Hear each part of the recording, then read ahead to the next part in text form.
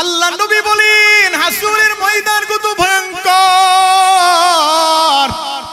এই যে সূর্যটা, যেই সূর্যের তাপের কারণে আজকে আমরা দুনিয়াতে সহ্য করতে পারতেছি না, বিভিন্ন জায়গায় সোশ্যাল মিডিয়ার মাধ্যমে আপনারা দেখতেছেন ওলামায়ে কেরাম ইস্তিখারার নামাজ পড়ে বৃষ্টির জন্য দোয়া করতেছে, আল্লাহ আর সহ্য হইতেছে না, বৃষ্টি দাও বৃষ্টি দাও। এই গরম সহ্য করতে পারতেছেন না। এই যে 9,30,00,000 মাইল উপরে যে সূর্যটা আছে, হাসরের ময়দানে সূর্যটা যখন মাথার উপর চলে আসবে, মাথার মগজগুলা বাতের ফ্যানের মতো টকবক করতে থাকবে। হাসরের ময়দানটা তামা হয়ে যাবে। আর ওই দিক দিয়ে জাহান্নামের আওয়াজ, জাহান্নাম ডাকতে থাকবে, এ নাফরমান বান্দা, দুনিয়াতে থাকা অবস্থায় অনেক নাফরমানি করছো, নবীর সুন্নত মানুষ নাই, আল্লাহ তাআলার হুকুম মানুষ নাই, আয় আয় আয় আমার পেটের ভিতর আয়। জাহান্নাম শুধু ডাকতে থাকবে, ডাকতে থাকবে, ডাকতে থাকবে। কত মানুষ আছে ঘুমের করে মারা যায়, কত মানুষ অ্যাক্সিডেন্টে মারা যাইতেছে, কত মানুষ এই গরমের তাপে স্ট্রোক করে মরে যাইতেছে, কত মানুষ পানিতে ডুবে মারা যায়, কত মানুষ কারেন্টের শক খেয়ে মারা যায়। ওই সাহাবী সাদ রাদিয়াল্লাহু তাআলা আনহু ডাক দিয়ে কয়, এ ওমর ইবনুল আস, আমি যখন ঘুমাইতে যাই, এই ঘুমের মধ্যে, ঘুমের আগে আমি এটা ভাবি, আল্লাহ এমনও তো হইতে পারে জীবনের শেষ ঘুম মরে আমার এটা হইতে পারে, আমি হয়তো এই ঘুম থেকে আর নাও উঠতে পারি। এই জন্য ওমর ইবনুল আস এক নাম্বার আমল যেটা করি সেটা হচ্ছে আমি গুনাহ বর্জন করি, ছোট থেকে ছোট গুনাহ আমি করি না। 2 নাম্বার আমল হইল ঘুমের আগে আমি আল্লাহ তাআলার কাছে বলি, আল্লাহ এই দুনিয়ার মধ্যে যত মানুষ আমারে কষ্ট দিছে, যত মানুষের দ্বারা আমি অত্যাচারে পতিত হয়েছি, আল্লাহ যত মানুষ আমাকে কষ্ট দিয়েছে, পৃথিবীর যত মানুষ আছে সব মানুষকে আমি মাফ করে দিলাম। সুবহানাল্লাহ। 2টা আমল। 1 নাম্বার আমল, সে ছোট থেকে ছোট গুনাহ করে না। 2 নাম্বার আমল, আমি ঘুমাইবার আগে দুনিয়ার সব মানুষকে আমি মাফ করে দেওয়ার পরে ঘুমাই। সুবহানাল্লাহ। এই একটা আমলের কারণে নবীজি একদিন আর 2 দিন নয়, লাগাতার 3 দিন ঘোষণা করেছেন, এই মুহূর্তে মসজিদের ভিতরে যে মানুষটা প্রবেশ করবে ওই মানুষটা হবে জান্নাতি। সুবহানাল্লাহ। এই জন্য ভাই, একটা কথার কারণে কার জীবন পরিবর্তন হয় বলা যায় না। এই জন্য নবীজি সাল্লাল্লাহু আলাইহি ওয়াসাল্লাম বলেছেন, ইত্তাকিল মাহারিবা তাকুন আ'বাদান নাস। এই দুনিয়ার মানুষ, তোমরা যদি আবেদ হইতে চাও, প্রকৃতপক্ষে আবেদ যদি তোমরা হতে চাও, তাইলে আমলের সাথে সাথে তোমরা গুনাহকে ছেড়ে দাও। সুবহানাল্লাহ। ইত্তাকিল মাহারিমা তাকুন আ'বাদান নাস। এ আবু হুরায়রা, তুমি যদি পৃথিবীর সবচেয়ে বড় আবেদ হইতে চাও, তাহলে আমল করার সাথে সাথে তুমি গুনাহকে ছেড়ে দাও। সুবহানাল্লাহ। বোঝা গেল আবেদ ওই সমস্ত মানুষদেরকে বলা হয় যারা শুধু আমল করে না, আমলের সাথে সাথে তারা গুনাহকেও বর্জন করে। আজকে আমাদের সমাজে অনেক মানুষ আছে নামাজি কিন্তু সুদের সাথে সম্পর্ক, 5 ওয়াক্ত নামাজি কিন্তু ঘুষের সাথে সম্পর্ক, 5 ওয়াক্ত নামাজি সামনের কাতারে নামাজ পড়ে কিন্তু ইন্টারন্যাশনাল সুদখোর, নামাজও পড়ে দুর্নীতিও করে, নামাজও পড়ে জিনা ব্যভিচারেও লিপ্ত, নামাজও পড়ে মানুষের জমি দখল করেও খায়, নামাজও পড়ে অশ্লীলতাও করে। এমন আপনাদের এই সমাজে আছে না নাই?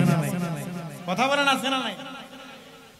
এই জন্য বিশ্ব নবী সরকারে দো আলম নবী বলেন, ইত্তাকিল মাহারিমা তাকুন আ'বাদান নাস।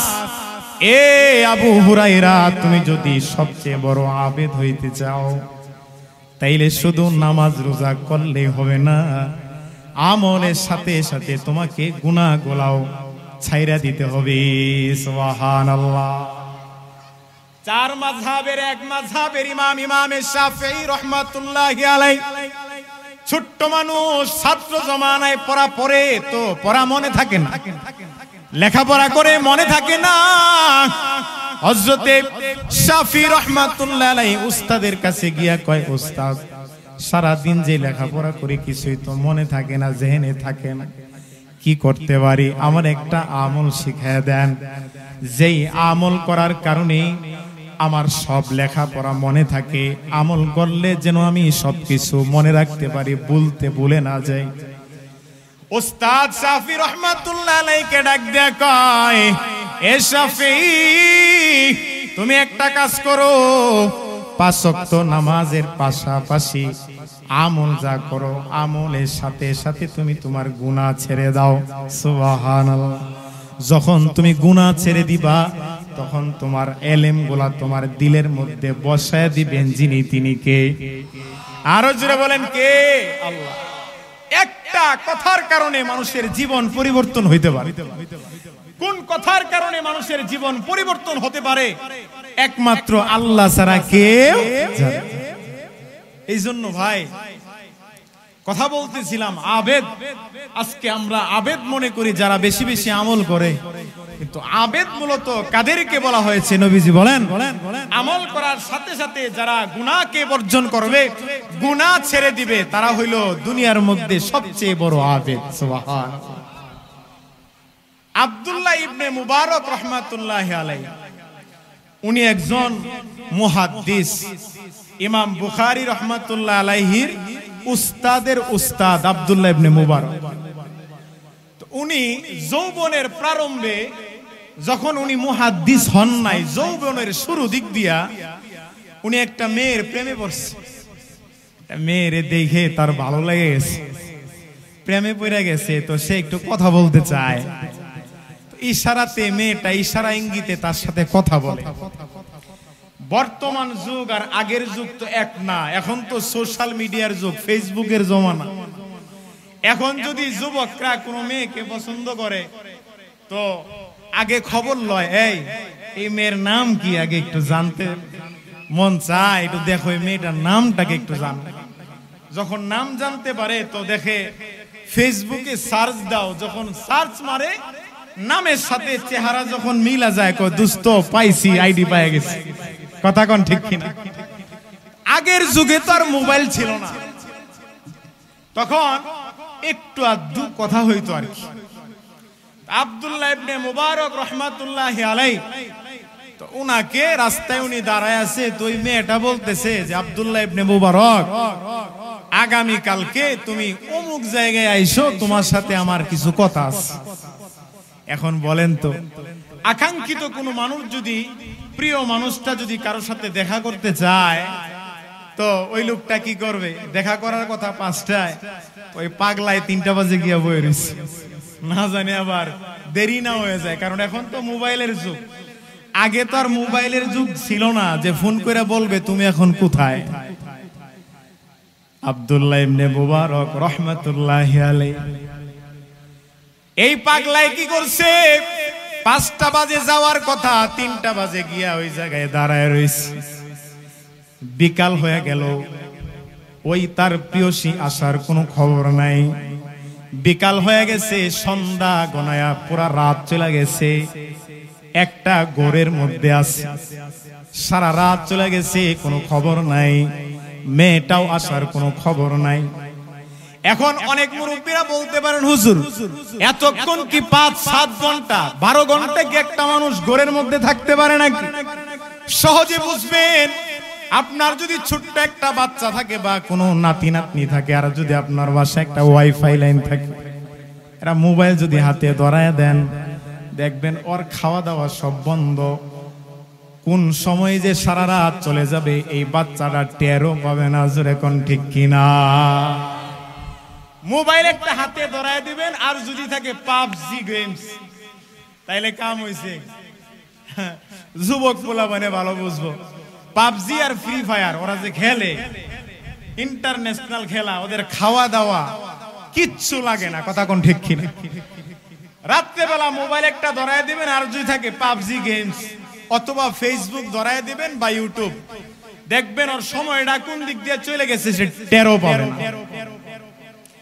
একটা ঘরের মধ্যে পড়ে আছে, সারা রাত চলে গেল, তার প্রিয়সী আসার কোনো খবর নাই। সকালবেলা সূর্য উঠে গেছে, সকালবেলা একটা গাছের নিচে দাঁড়ায় আছে আব্দুল্লাহ ইবনে মুবারক রাহমাতুল্লাহি আলাইহি। তার একজন পরিচিত মানুষ রাস্তা দিয়া যায়, তো ডাক দিছে, আব্দুল্লাহ ইবনে মুবারক, সাত সকালবেলা তুমি এই জায়গায় কি করো, কি ব্যাপার? আব্দুল্লাহ ইবনে মুবারক রাহমাতুল্লাহি আলাইহি ডাক দিয়া কয়, ও যুবক ভাই, এই জায়গার মধ্যে আমার সাথে একটা মেয়ে দেখা করার কথা ছিল। আজকে সকালবেলা নয়, আমি তো এই জায়গায় সকালবেলা আসি নাই, আসছি গতকালকে বিকাল 3টা বাজে। 3টা থেকে নিয়ে সন্ধ্যা হয়ে গেল, সারা রাত চলে গেছে। আমি একটা ঘোরের মধ্যে ছিলাম, মাত্র আমার ঘোর ফিরছে, সারা রাত চলে গেছে। মেয়েটার আসা কথা ছিল কিন্তু আসে না, আমারে ধোঁকা দিছে। ওই যুবক একজন বুজুর্গ প্রকৃতির মানুষ ছিলেন, ডাক দিয়া কয়, এ আব্দুল্লাহ ইবনে মুবারক, এতটা সময় তুমি একটা মেয়ের জন্য দিলা, যেই মেয়েটা তোমারে ধোঁকা দিছে, এত সময়ের দরকার নাই। এর থেকে যদি অল্প কিছু সময় যদি তুমি আমার আল্লাহর জন্য দিতা, তাইলে আমার আল্লাহ তোমার নামটাকে তার মুহাব্বতের খাতায় তোমার নামটা উঠায় নিত। একটা কথা, একটা কথার কারণে তার জীবন পরিবর্তন হয়ে গেছে। সুবহানাল্লাহ। কেমন পরিবর্তন হয়েছে? ভালোবাসা ভালোবাসার জায়গায় আছে, তবে ভালোবাসাটা মেয়ের দিকে যায় নাই, যাইছে কার দিকে? আল্লাহর দিকে। আল্লাহ তাআলা আব্দুল্লাহ ইবনে মুবারক রাহমাতুল্লাহ আলাইহিকে এমন ভাবে কবুল করেছেন, হাদিসের কিতাব কিয়ামত পর্যন্ত, যতদিন পর্যন্ত এই পৃথিবীতে হাদিসের কিতাব থাকবে, যারা হাদিসের কিতাব পড়বে, তো আব্দুল্লাহ ইবনে মুবারক রাহমাতুল্লাহি আলাইহির নাম তার মুখে উচ্চারণ করতে হবে। এই জন্য ভাই, একটা কথার কারণে মানুষের জীবন পরিবর্তন হয়ে যেতে পারে। আজকে আমরা এখানে এসেছি, সময় অল্প, এই গরমের মধ্যে আমরা এখানে বসে আছি। কেন আসছি? খাওয়ার জন্য আসি নাই। মানুষ বলবে যে এই ছেলেটা খুব ভালো, এই মুরব্বী খুব ভালো মানুষ, মাহফিল হইলেই দৌড় দেয়, এই জন্য আসি নাই। দিলের খোরাক নেওয়ার জন্য আসছি। কার একটা কথার কারণে কার জীবন পরিবর্তন হয়ে যাইতে পারে কেউ বলতে পারে। এজন্য ভাই, আবেদ কাহাকে বলে? রাসূল সাল্লাল্লাহু আলাইহি ওয়াসাল্লাম নসিহত করতেছিলেন যে, হে আবু হুরায়রা, তুমি যদি পৃথিবীর মধ্যে সবচেয়ে বড় আবেদ হইতে চাও, তাহলে তোমাকে কি করতে হবে? আমল করার সাথে সাথে তোমাকে গুনাহগুলা ছেড়ে দিতে হবে। সুবহানাল্লাহ। এজন্য ভাই, কথাগুলা দিল দিয়া শোনা। আল্লাহ তাআলা আমাদেরকে আমল করার তৌফিক দান করেন, সবাই বলি আমিন।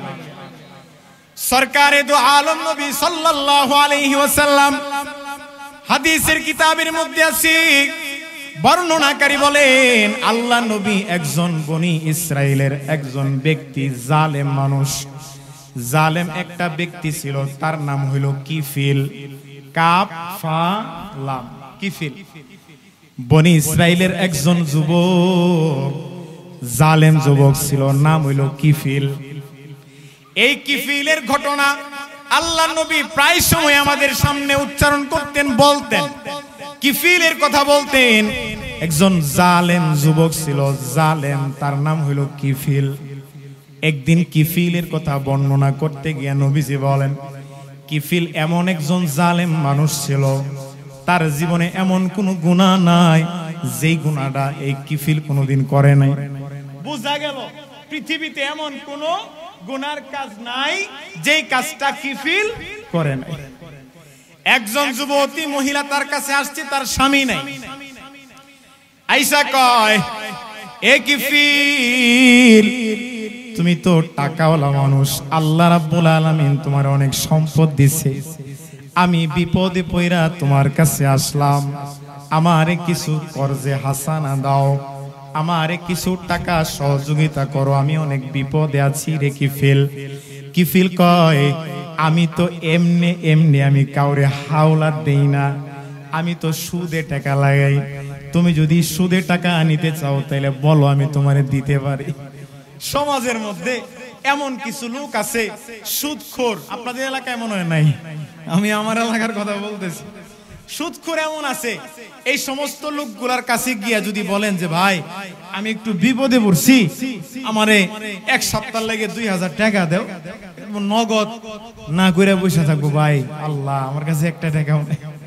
আর যদি একটা লোকের গিয়া পাঠান, যে গিয়া যদি কানে কানে কয় 10,000 টাকা দে, সপ্তাহে তোরে 1000 টাকা লাভ দিবনি, দেখবেন নগদে বাইর করে দিয়ে দেয়। এমন আছে না নাই? এই সমস্ত মানুষের সম্পদ মানুষের কোনো কল্যাণে আসে না। এই সমস্ত মানুষ তাদের সম্পদ কোনো মানুষের কল্যাণে তারা ব্যয়ও করে না। কথা কোন ঠিক কিনা? আছে না নাই? আচ্ছা, কিফিল বলতেছে এ মহিলা, আমি তো কাউকে হাওলাত দেই না, তবে সুদে টাকা লাগাই। তুমি যদি টাকা নিতে চাও তাহলে সুদে টাকা নিতে হবে। ওই মহিলা ডাক দিয়া কয়, আমি তো দারিদ্রতার কারণে তোমার কাছে এসে আমি সহযোগিতা চেয়েছি, অল্প কিছু দিনের জন্য তোমার কাছে আমি সাহায্যের হাত বাড়িয়েছি। সাহায্য বলতে এমন না যে তুমি আমারে আজীবনের জন্য দিয়া দিবা।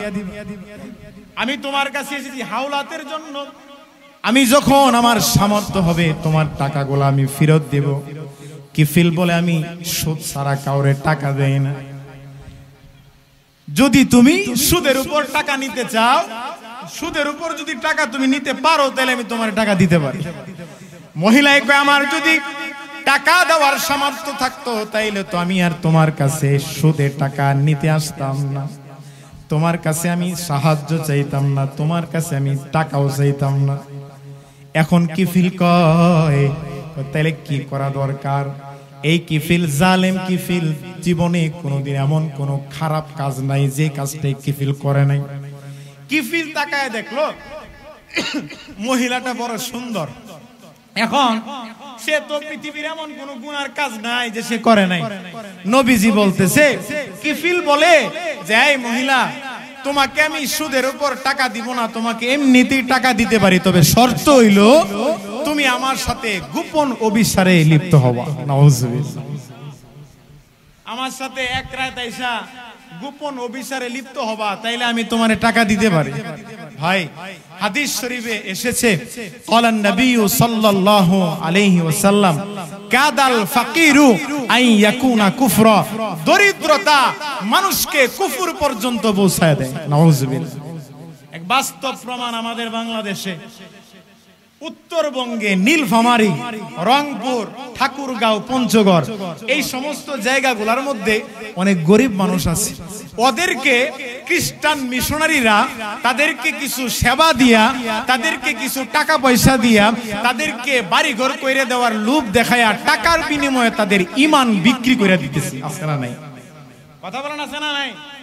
খ্রিস্টান মিশনারিরা যারা এনজিও দের মাধ্যমে খ্রিস্টান হয়ে যায়, তাদেরকে তারা সব ধরনের সুযোগ সুবিধা দেয়, তবে এই টাকার বিনিময়ে তাদের ঈমানটা বিক্রি করে দিতে হয়। বলেন নাউজুবিল্লাহ। ঈমান বিক্রি করে দেয়। ভাই, এই সমস্ত মানুষদের জন্য আমাদের কি করণীয়? আমাদের কি করণীয় ছিল? আমরা সচ্ছল যারা আছি, অসচ্ছলতার কারণে যদি কেউ গুনাহের কাজে লিপ্ত হয়, হাসরের ময়দানে আল্লাহ তাআলার কাছে জবাবদিহিতা আমাদেরকেও করতে হবে। আমাদেরকেও করতে হবে। হাদিসে কুদসির মধ্যে আসছে, কিয়ামতের দিন আল্লাহ রাব্বুল আলামিন কিছু সংখ্যক মানুষদেরকে ডাক দিয়া বলবে, এ আমার বান্দা, দুনিয়াতে আমি না খাইছিলাম, ক্ষুধার্ত ছিলাম, তুই তো আমারে খাওয়াস নাই। আমি পিপাসার্ত ছিলাম, তুই তো আমারে পানি পান করাস নাই। এ বান্দা, আমার তো পোশাক ছিল না, তুই তো আমারে পোশাক দেস নাই। আমি অনেক কষ্টে ছিলাম, তুই খুব সুখে জীবন যাপন করছস, আমার তুই কোনো খবর নেস নাই। ওই বান্দাগুলো আল্লাহরে ডাক দিয়া বলবে, আল্লাহ, আপনি তো খান না, পানও করেন না, পোশাকও পরিধান করেন না, আমরা যতটুকু জানি এই সমস্ত জিনিস আপনার দরকার নাই। যদি দরকার হইতো তাহলে আমরা তো আপনার এটা দিতাম, যেমনি হোক ব্যবস্থা করে দিতাম। আল্লাহ ডাক দেয়া কয়, রে বান্দা, তোর পাশে কতগুলা মানুষ না খায় রইছে, ঘরের ভিতর সপ্তাহে 3 দিন গরুর গোশত না খাইছস, পাশের ঘরের গরিব মানুষটা মাসকে মাস চলে যায়, গরুর গোশত তো দূরের কথা, পোল্ট্রি মুরগ কিন্না বাচ্চাগুলারে নিয়ে খাওয়ার তাদের সাধ্য নাই, তাদেরকে যদি খাওয়াইতি তাইলে আমি আল্লাহ পাইতাম, তুই যদি তাদেরকে পান করাইতি তো আমি আল্লাহকে পান করানো হইত। কি গরিব মানুষ, এই যে ঈদ চলে গেছে, ঈদের সময় অনেক গরিব মানুষ এমন আছে যাদের ছোট্ট বাচ্চাগুলার একটা নতুন কাপড় আইনা কিনে দিতে পারে নাই, বাচ্চাগুলা লজ্জায় ঘর থেকেও বাইর হয় নাই। অমুক বাড়ির ওই ছোট ছোট বাচ্চাগুলা সুন্দর সুন্দর জামা কাপড় তাদের মা বাবা কিনা দিস। আজকে আমার বাবা গরিব, নিজেই খাইতে পায় না, বাচ্চাদেরকে কিভাবে খাওয়াবে? নিজের জুতাগুলো আজকে একটা বছর হয়ে গেছে, ছিঁড়া যায়, মুসির কাছে গিয়া একটু সিলাই করে দেন। ঈদের সময় দেখবেন অনেক গরিব মা বাবা আছে নিজে না পয়রা বাচ্চাদেরকে পরায়, নিজে না খায় বাচ্চাগুলারে খাওয়ায়, নিজের পোশাকটা ছিঁড়া তো ওইটারে সিলাই করে পরে মাথার গায়ে পায়ে ফালাইয়া কিছু টাকা উপার্জন কইরা বাচ্চাগুলারে একটা নতুন কাপড় পরায়। আমরা কোন রকম চলে নিতে পারবো, কিন্তু বাচ্চাটার মনটা খারাপ হয়ে যাবে, এই জন্য সহ্য করতে পারবো না। আছে না নাই? আরো জোরে বলেন, আছে না নাই? আল্লাহ কই বান্দা, এই ওরা ছিল বস্ত্রহীন, তাদেরকে বস্ত্র দেস নাই, ওদেরকে যদি বস্ত্র দিতি তো আমি আল্লাহরে বস্ত্র দেওয়া হইতো। আল্লাহ রাব্বুল আলামিন হাসরের ময়দানে জিজ্ঞাসা করবে, এ সচ্ছল মানুষেরা, তোমাদের সচ্ছলতা থাকার কারণে তোমাদের পাশে যদি কেউ অসচ্ছল মানুষ, গরিব হওয়ার কারণে, দারিদ্রতা কারণে যদি কোনো গুনাহের মধ্যে লিপ্ত হয়ে যায়, এই সচ্ছল যারা আছো হাসরের ময়দানে আল্লাহ তাআলার কাঠগড়ায় দাঁড়াইতে হবে। জোরে বলেন নাউযুবিল্লাহ। অসচ্ছল থাকার কারণে, দরিদ্র থাকার কারণে অনেক মানুষ ভাই চুরি করতে চায় না, কিন্তু অভাবের কারণে চুরি করে। কথা কোন আছে না নাই? অভাবের কারণে চুরি করে। অনেক মহিলারা আছে দরিদ্রতার কারণে সে খারাপ কাজে লিপ্ত হয়ে যায়। অনেক মানুষ আছে দরিদ্রতার কারণে সে গুনাহে লিপ্ত হয়ে যায়। ভাই আমাদের করণীয় কি ছিল? এই এলাকার মধ্যে যদি 100টা পরিবার থাকে, 100টা ফ্যামিলি থাকে, আচ্ছা বলেন এই 100 ফ্যামিলির ভিতরে একটা পরিবারের একটা ছেলে যদি চোর হয়, কি বলেন বাকি 99 পরিবারের ঘুম কি আরামের হয় নাকি হারাম হয়? আরাম হয় না? হারাম হয়, হারাম। ঘুমে শান্তি নাই। কার জানি কোন ঘরের অমুকের ছেলে কার জানি আবার মুরগি চুরি করে লয়ে যায়, কার বাথরুমের বদনা চুরি করে লয়ে যায়, কার বাড়ির সামনেতে লাইট চুরি করে নিয়ে যায়। এই টেনশনে তাদের ঘুম আসে না। এই মানুষটা চুরি করে অভাবের কারণে। আমাদের করণীয় কি ছিল? আমরা যারা সচ্ছল আছি 100টা ফ্যামিলির পক্ষ থেকে 500 টাকা করে উঠায়া যদি 50,000 টাকা দিয়ে একটা অটো রিক্সা কিনে যদি কইতাম, এই আল্লাহ বরকত দিব, অটো রিক্সা চালায়া খা, তাও চুরি সুস্রামি করিস না, তাহলে এই মানুষটা দরিদ্রতার কারণে জীবনে কোনোদিন চুরি করতো না। জোরে কোন ঠিক কিনা? এটা আমাদের করণীয় ছিল। আজকে আমরা এগুলা করতেছি না, এই জন্য আল্লাহ তাআলার কাছে জবাব দিতে হবে। জোরে কোন ঠিক কিনা? ওই যে কিফিলের ঘটনা, জালেম কিফিল মহিলাকে বলতেছি, এই মহিলা সুদের উপর টাকা নিতে হবে না, তোমারে আমি এমনিতেই টাকা দিব, টাকাগুলা তুমি আমারে পরে ফেরত দিয়ে দিও, তবে শর্ত একটা, তুমি আমার সাথে গোপন ব্যভিচারে লিপ্ত হওয়া। ওই মহিলাটা দরিদ্রতার কারণে, গরিব মানুষ, গরিব হওয়ার কারণে না পারে অপেক্ষায়, না পারে পাপে, কি আর করবে? এখন তো আর তার কাছে তেমন কোনো, অসহায় হয়ে গেছে, তেমন কোনো রাস্তাও খোলা নাই। অসহায়তার কারণে, দারিদ্রতার কারণে এই মহিলাটা রাজি হয়ে গেছে। একদিন এই জালেম কিফিল ওই মহিলার কাছে গেছে, যখন কাপড় খুলছে মহিলার গায়ে হাত দিবে, তো ওই জালেম কিফিল খেয়াল করলো এই মহিলাটা কেমন জানি তার শরীরের মধ্যে কম্পন সৃষ্টি হয়ে গেছে, কাঁপতেছে। জোরে বলেন আল্লাহু আকবার। কিফিল ডাক দিয়ে কয়, এই মহিলা, আমি কি তোমাকে বাধ্য করছি নাকি এই কাজের জন্য?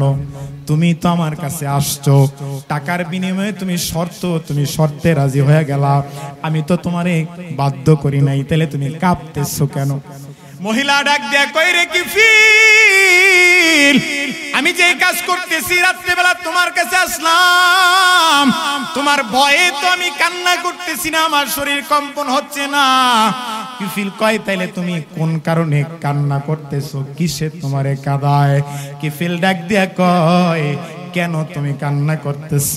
ওই মহিলা ডাক দিয়া কই রে কিফিল, তোমার জন্য আমি কান্না করতেছি না, তোমাকে ভয় পায় আমি কান্দি না, আমি তো কান্না করতেছি হাসরের ময়দানে আল্লাহ রাব্বুল আলামিনের দরবারে আমাকে দাঁড়াইতে হবে।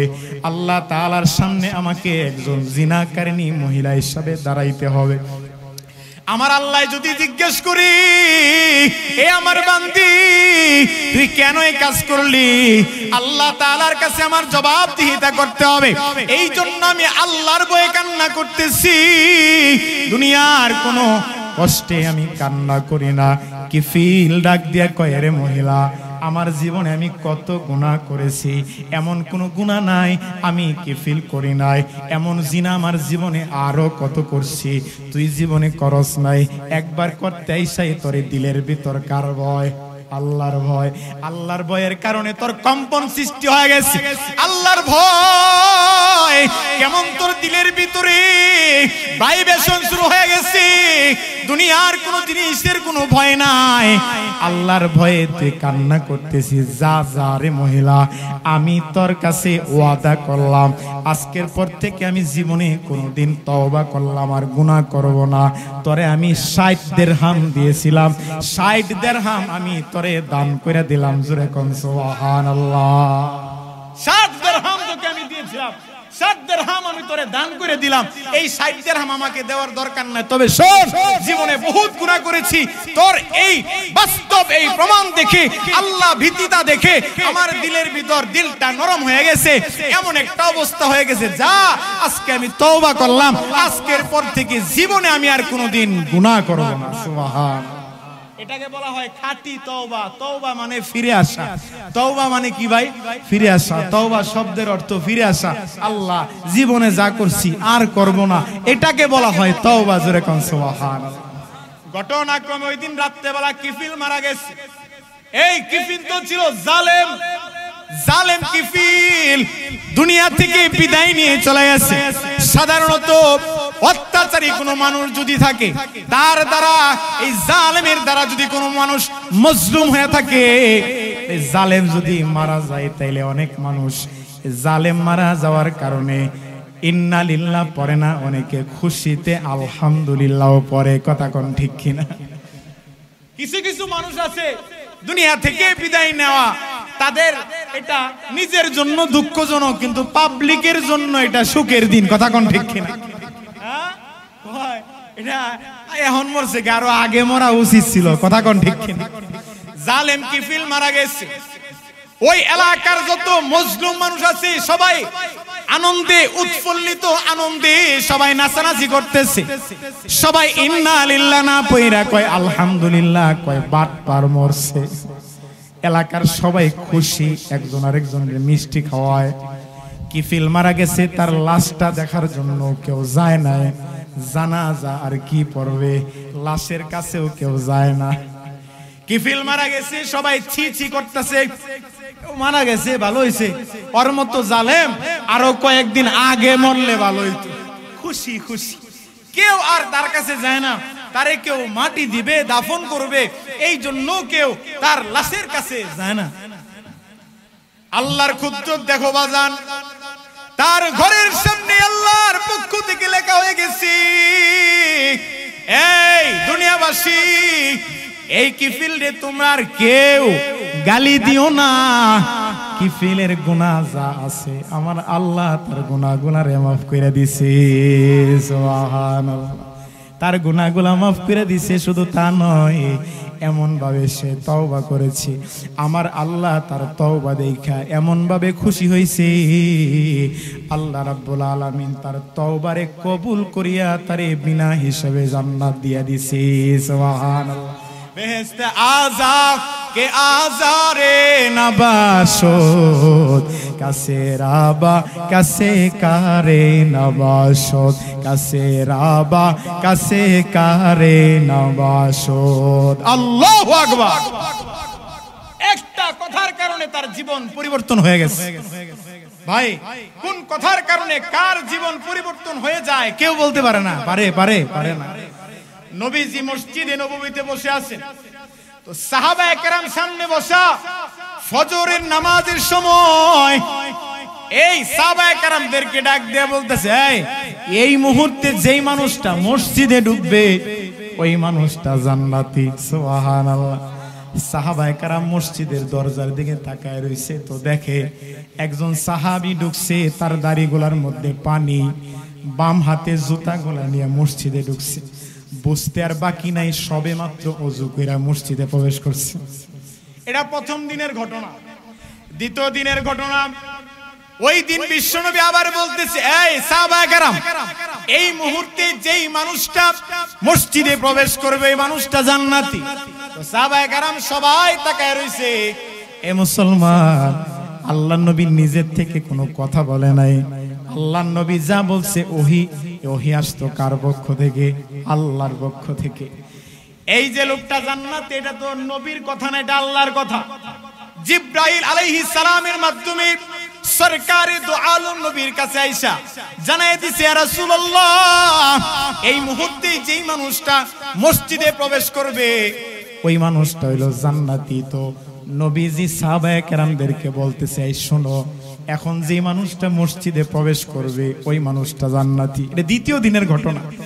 সাহাবায়ে কেরাম রাদিয়াল্লাহু তাআলা আনহু মসজিদের দরজার দিকে তাকায় রইছে, তো দেখে গতকালকে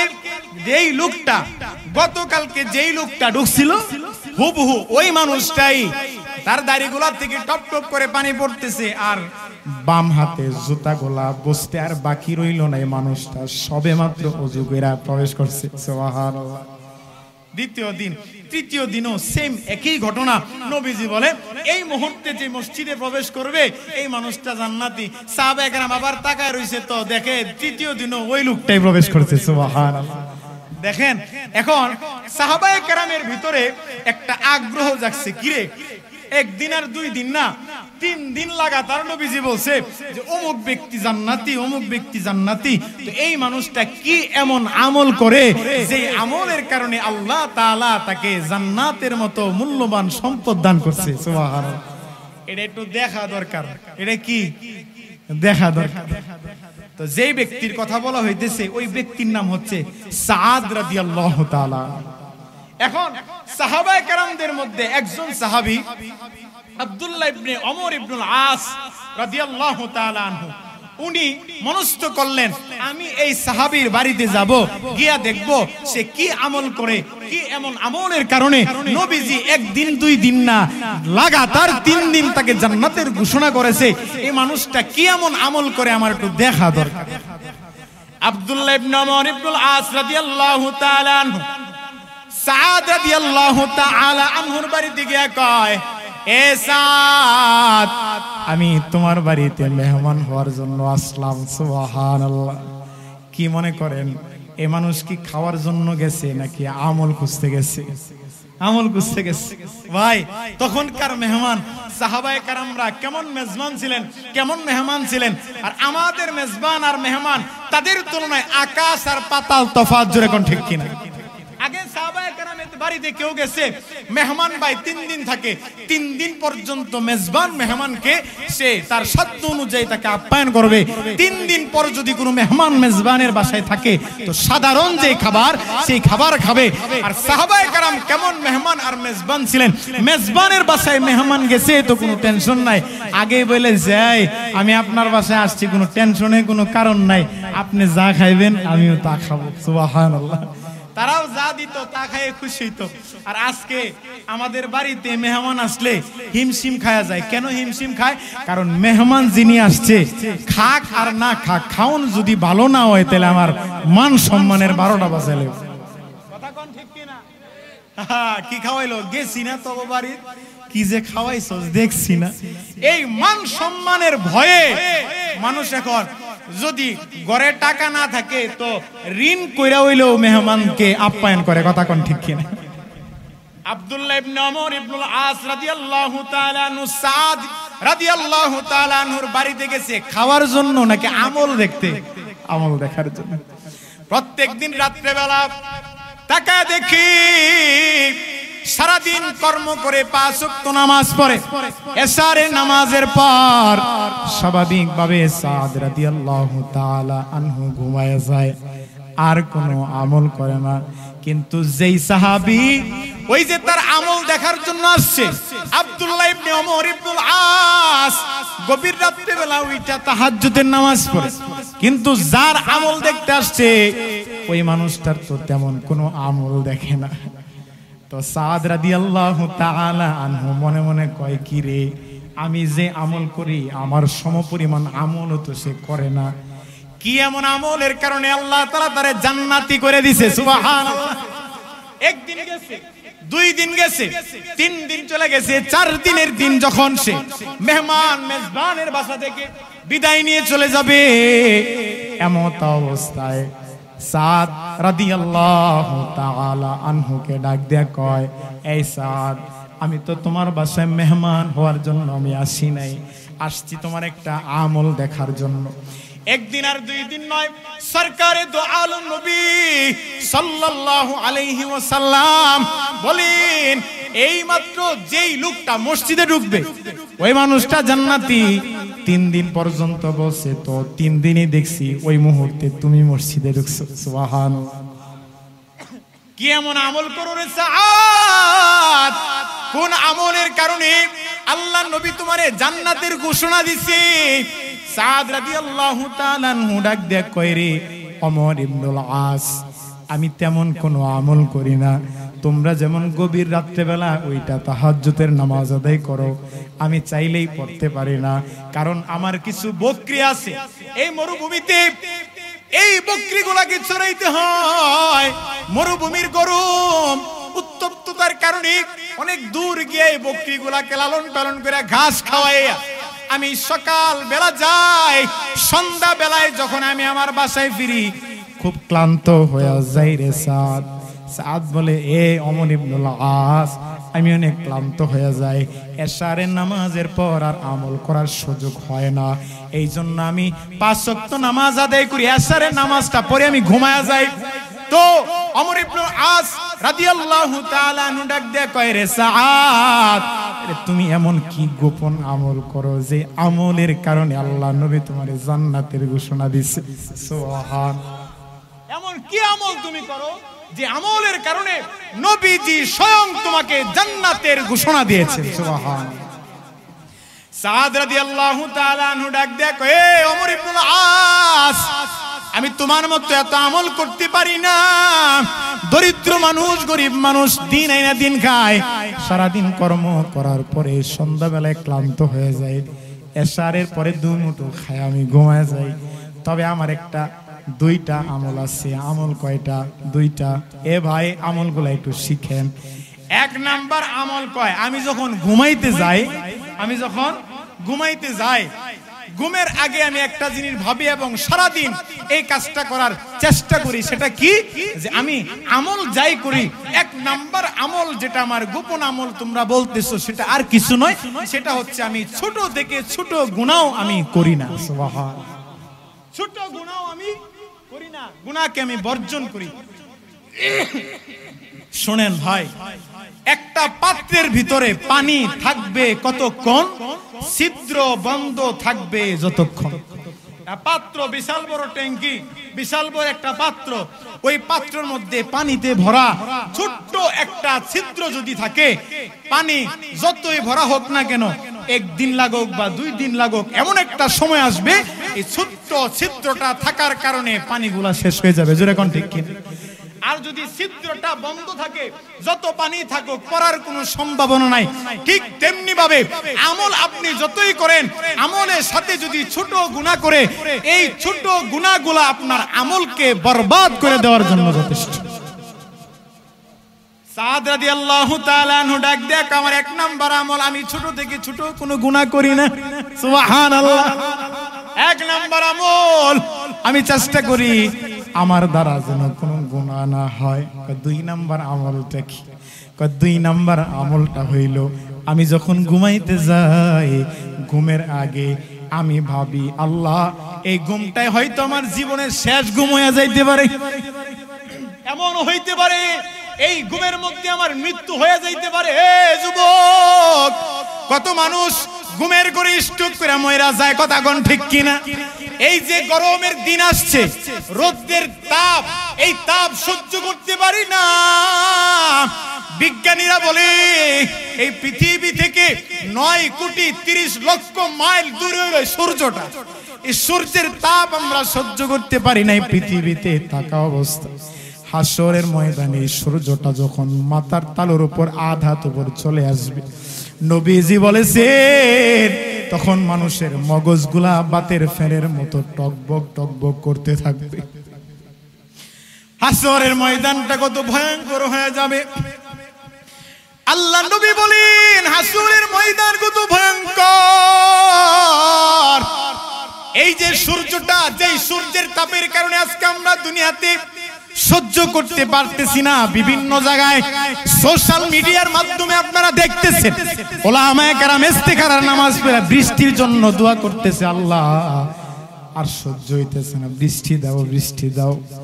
এই গরম সহ্য করতে পারতেছেন না। এই যে 9,30,00,000 মাইল উপরে যে সূর্যটা আছে, হাসরের ময়দানে সূর্যটা যখন মাথার উপর চলে আসবে, মাথার মগজগুলা বাতের ফেনের মতো টকবক করতে থাকবে। হাসরের ময়দানটা তামা হয়ে যাবে।